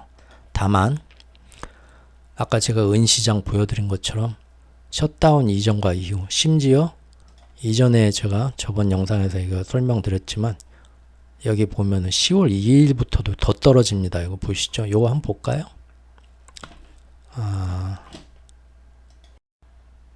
네. 또 가져와 왔습니다. 무슨 일이 있었냐면요. 저는 이렇게 보거든요. 은시장이에요. 은선물시장입니다. 은선물시장에서 여기 보시면 좀 화질이 안 좋은데 9월 29일하고 9월 30일에 어떤 일이 생겼냐면요. 은시장에서 무려 4%를 한 번에 4%가 오르는 일이 발생해서 제가 깜짝 놀랐습니다. 저한테 알림 메일이 왔어요. 9월 29일 날. 네, 이게 뭐냐면 9월 29일 날 무려 4.01%가 은시장에 오른 거는 결국은 그 전에 어떻게 해서든 그 전날 야 별거 아니야. 저기 금은시장으로 돈 들어오지 마. 달러는 계속 강세로 가야 되니까 하고 억지로 여기 지금 은선물시장을 조작을 해가지고 JP모건이 가격을 떨어뜨려 놨지만 그럼에도 불구하고 야, 앞으로 저기 이런 식으로 너무 저기 셧다운 돼가지고 셧다운 길어지게 되면 시장에 어떤 변동성이 생길지 모르니까 달러도 오를 만큼 올랐고 하니까 다 팔고 금은으로 어느 정도 해지 차원에서 들어와야겠어 하고 끊임없이 들어오는 겁니다. 그거를 지금 누르고 있다가 뻥 튄 거예요. 그래갖고 순식간에 돈이 들어가 튼 건데 이거를 바로 엄청나게 또 끌어내립니다. 이게 어마어마한 싸움이죠. 용납 못한다는 거예요. 이리 오지 마 하고 꿀 발라놨냐 하고는 그 다음날 마이너스 2.01%도 내려버리죠. 그리고 이제 10월 1일에 셧다운이 될 줄 알았는데 안 됐죠. 그런데 정치에 좀 관심이 있으신 분들은 예상했겠지만 이런 식으로 하원 의장인 메카시 의원이 민주당하고 어떻게 보면 합의를 보는 식으로 해가지고 위기를 넘기는 거를 공화당의 강경파 그 트럼프 그 부하들이 좋게 봐주질 않죠. 그거 얼마 전부터 예고를 했었죠. 만약 그렇게 가면은 너는 바로 우리가 저기 해임안 올려갖고 너 끌어내릴 거야. 경고를 했었단 말이에요. 근데 실제로 지금 하루 만에 해임안을 올려가지고 끌어내려버렸죠. 지금 가결됐죠. 어제 뉴스, 오늘 아침 뉴스에 나오더라고요. 그러니까 그렇게 될 거란 걸 어느 정도 사람들이 예상을 하고 있었어요. 그러죠? 그러면은 또 셧다운은 피했지만 완전 또 민주당과 공화당이 첨예하게 대립하면서 정치적으로 또 문제가 이것이 어떤 영향을 막 끼칠 수도 있겠구나. 그러면서 미국의 달러화에 대한 또 어떤 그런 가치가 흔들릴 수도 있겠구나. 누구나 어느 정도 예상할 수 있죠. 그러니까 또 미리부터 금은시장에서 계속 내립니다. 끌어내립니다. 지금 그 작업을. 그게 눈에 보이는 거예요. 어디서 보이냐면 예, 여기 보시면 날짜가 언제냐면요. 10월 2일하고 3일에 걸쳐 가지고요. 이틀 동안 지금 이 하원 의장 그 회의만 나오기 전에 정치적인 움직임을 보고 미리부터 그때 딱 돼가지고 갑작스럽게 달러 가치가 꺾이는 걸 막기 위해서 열심히 은시장에서 끌어내리기가 요 2, 3일 동안 엄청나게 진행되는 겁니다. 10월 2일하고 3일 동안 어떻게 됐나 볼까요? 마이너스 2%, 마이너스 3%, 마이너스 4%, 마이너스 5% 계속 끌어내립니다.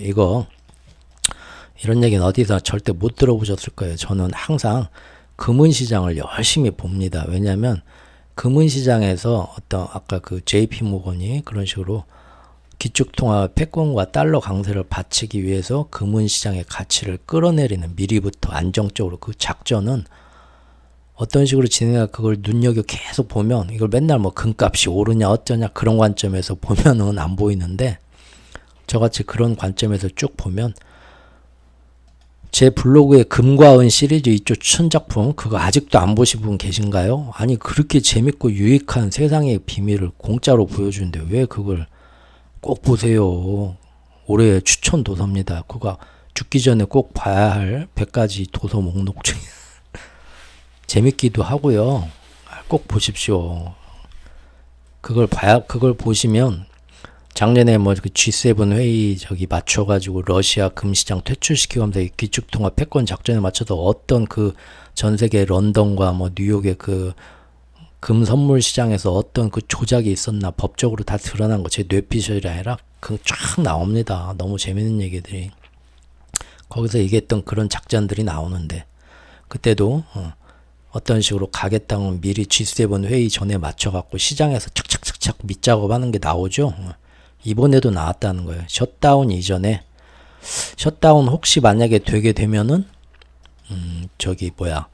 달러 강세가 여기서 우리 더 올려야 되는데 계속 달러 강세가 훼손되고 금은시장으로 몰려올 수도 있겠는데 하니까 미리부터 셧다운 되기 며칠 전부터 은시장에서 작전 들어가서 끌어내리는 거 제가 회원 영상에서 보여드렸고요. 오늘은 지금 또 보니까 셧다운은 해결됐어. 하지만 지금 하원 의장 해임을 하면서 또 달러 가치 흔들릴 수도 있으니까 그 이전에 미리 10월 2일, 3일 이틀 동안 열심히 은시장 죽어라 끌어내린 거 지금 보여드린 겁니다. 결국은 그렇게 해서 원래 지금 이 추세 벗어난 거 말씀드렸죠. 은시장에서 빵 떠야 되거든요. 아까 지금 4.0% 하루에 오르려고 했던 거 잡아놓는 거 보셨죠? 9월 29일 이거는 요겁니다. 요거 보이시죠? 일이 끌어내렸는데 왜 끌어내려 말이 안 돼. 금은 오르게 돼 있다니까 하고 전부 일이 지금 피신 오르려고 셧다운 된다니까 하고 오니까 이미 가시 보이시죠? 위에까지 오른 거. 너무 친절한 방송 아니에요? 구구단 하시는 분들 미적분 박사까지 제가 만들어 드립니다. 일타 강사예요. 자녀분들 경제 서울대 보내려고 지금 보십시오. 위에까지 올라간 걸 끌어내린 거예요. 지금 여기서 4.0 떴던 걸 그날 끌어내리고 그 다음날 어디 감히 하면서 계속 끌어내는 거 10월 2일, 10월 3일까지. 그런데도 10월 3일날 이틀 동안 열심히 했는데도 이건 아닌 것 같은데 들어와서 지금 싸운 거 보세요. 이런 엄청난 작전이 왜 일어났다고요? 셧다운은 일단 막았어. 그래서 달러 가치는 그대로 보존될 거야. 하지만 가만히 보니까 정치적으로 바로 뭐 회의만 뭐 들어가가지고 하원 의장 끌어내린다고 하네. 이게 또 정치적인 또 문제가 돼가지고 사람들이 달러화해서 이건 아닌 것 같다고 달러화 매도하면서 달러 강세가 심하게 꺾어질 수 있으니까 지금까지 얼마나 힘들게 올려놨는데 여러 사람이 협조해서 사냥개들까지 출동해서 그러니까 미리부터 열심히 또 끌어내려 놓는 겁니다. 안전빵으로 쿠션을. 이런 모습을 저만 보는 건데 다 알려드리잖아요. 이게 언제적 쉿 나만 할 거야. BF단의 음모. 앞으로의 미국 시장과 세계 경제. 이 영상 언제 만든 거냐면요. 딱 끝나고 6월 6일 날 6월 6일 현충일이네. 6월 6일 날 만든 겁니다. 그때 제가 뭔 얘기 했습니까? 부채한도 협상 쇼를 거치면서 어쩐다 저쩐다 하지만 결국은 채권시장과 신용시장에서 유동성 경색을 일으켜서 연준은 금리를 동결한다 유효래 하지만 이미 시장에는 어마어마한 금리 인상 효과와 더불어 진행되는 QT 거기다 이제 뭐 여러 가지 그 다음에 앞으로 일본 중앙은행에서 여름에 뭔가 정책 선회가 오면서 카미카제 준비까지 다 맞췄다. 결국은 이 부채 한도 협상 요거 가지고 지금 뭐 하반기 지금 요 문제까지 해서 사람들은 그 당시 이제 금리 인상 끝났고 뭐 다 좋네 하지만 이 비F 금융 세력들은 자기들 뜻대로 다 세팅해 놓은 거죠. 앞으로 이제 하반기 때 두고 보자 자식들아 했던 건데 지금 이렇게 되고 있잖아요. 그렇죠? 6월 6일 넉 달 뒤에 이렇게 지금 확실히 보이죠. 이제는 뭐라 뭐 사람들 그렇죠. 이렇게 하원 의장의 회의만이 오늘 가결되면서 미 정부에는 또 신용등급의 문제가 또 앞으로 또 얘기가 또 나올 수도 있습니다. 그러면은 또 이것이 미국 국채 금리를 자극해서 더 위로 올릴 수도 있겠죠.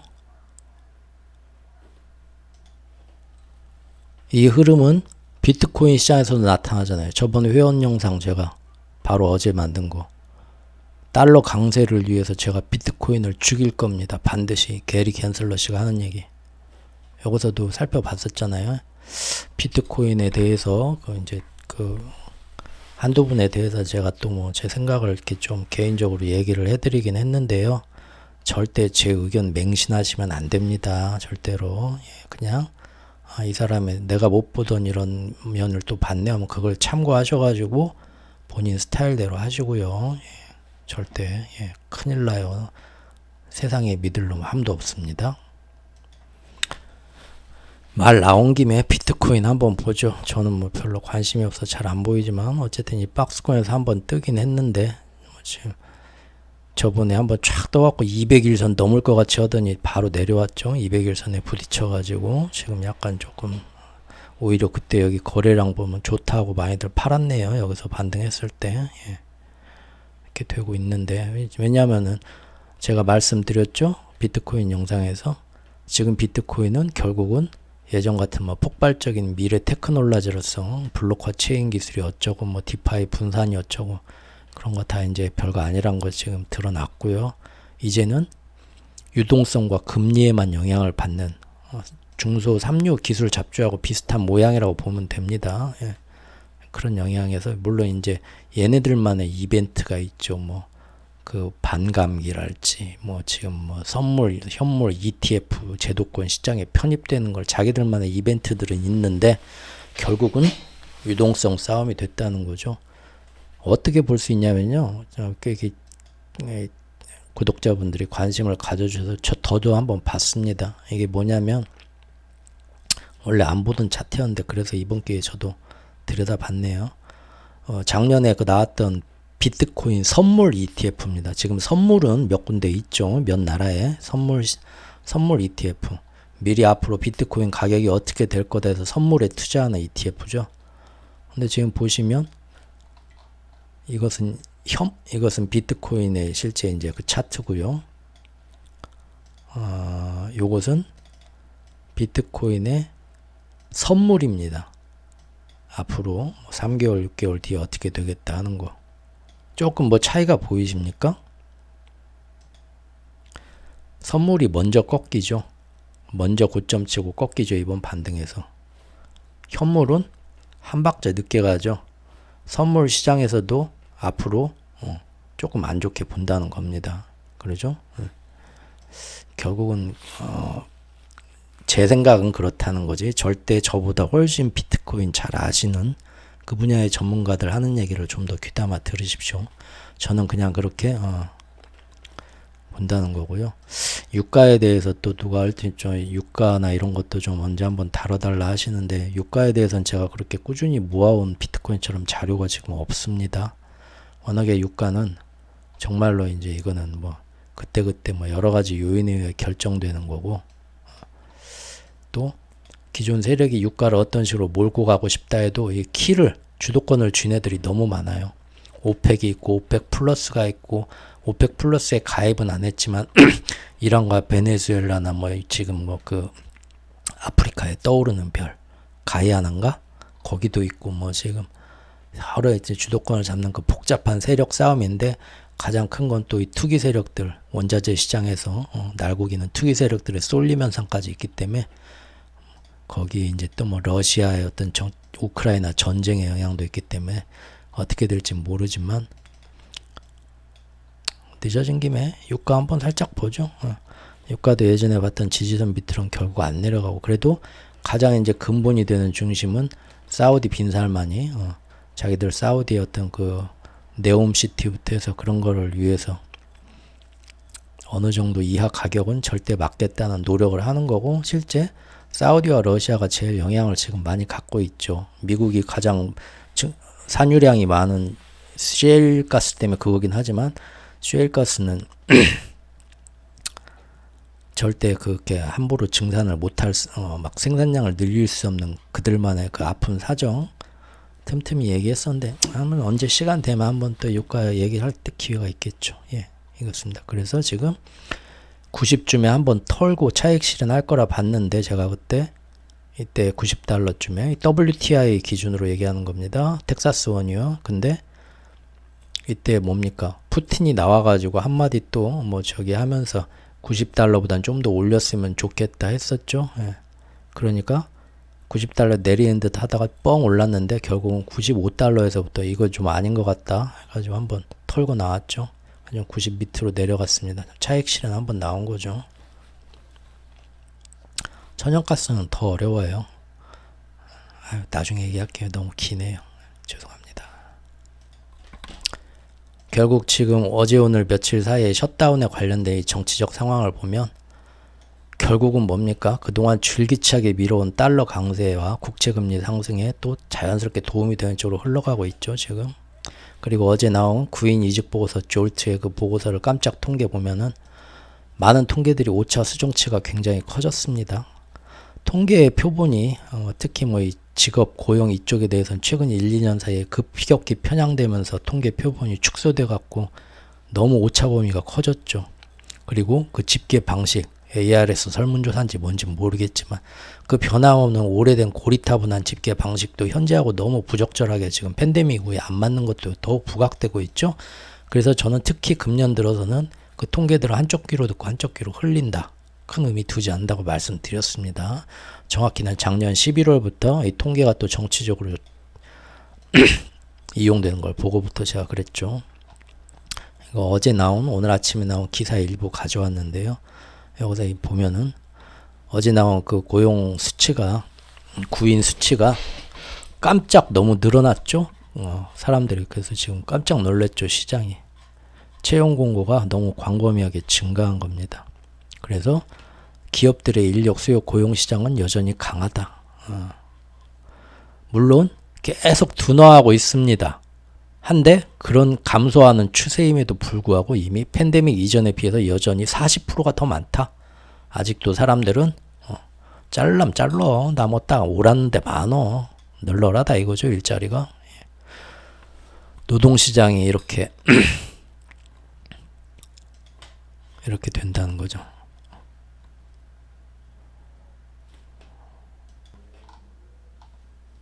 고용시장은 이렇게 될 수밖에 없어갖고 서비스 물가와 고용시장이 끝까지 받쳐줘서 연준이 아무리 저기 뭐 인플레이션으로 상품 물가가 뚝뚝 헤드라인 수치가 떨어져도 이것 때문에 결국은 연준은 물가 우리 막만큼 안 떨어지네 할 거다라는 거는 작년부터 꾸준히 제가 주장한 거죠.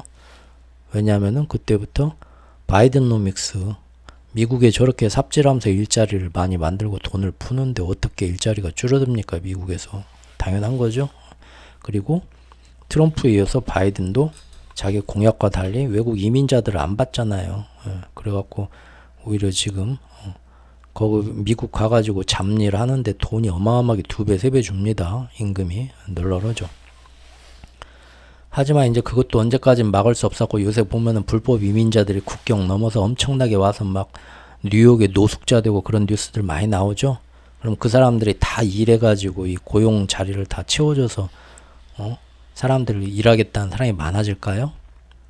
불법 이민자잖아요. 불법 이민자한테 어떻게 비자가 제대로 나오고 고용시장에서 제대로 그 사람들을 고용할 수 있습니까?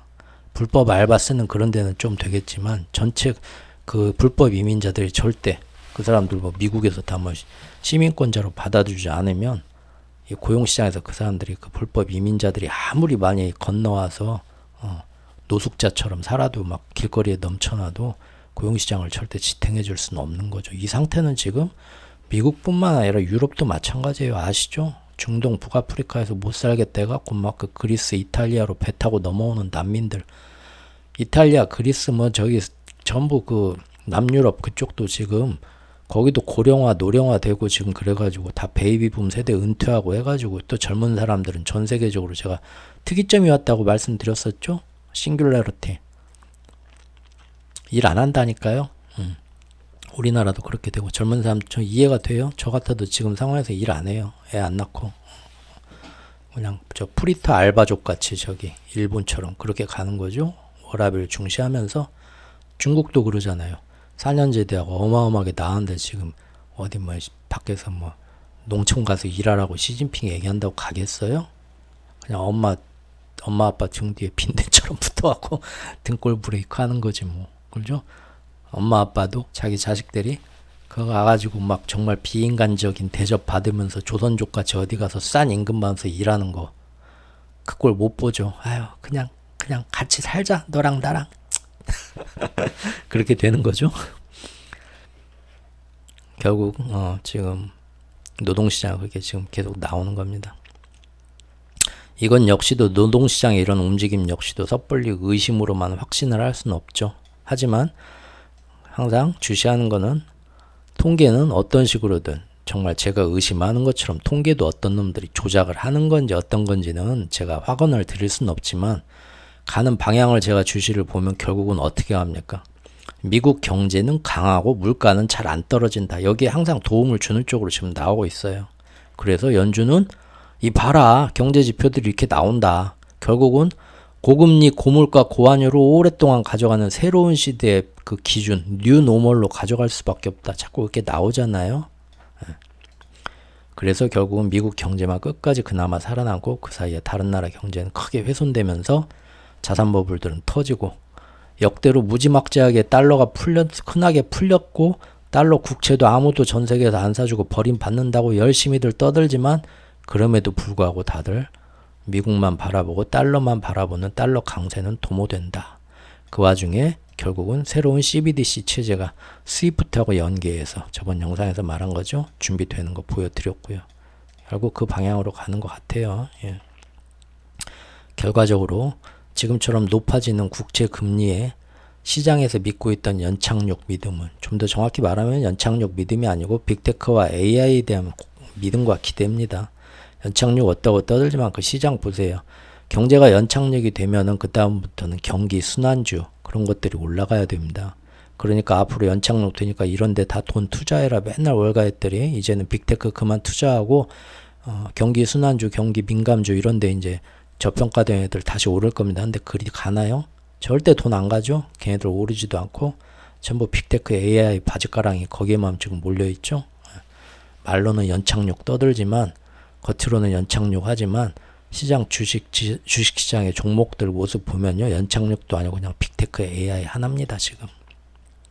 근데 이거마저도 이렇게 국채 금리가 4.75, 4.8, 5.5% 이상 이제 가면은 점점 흔들리는 거죠.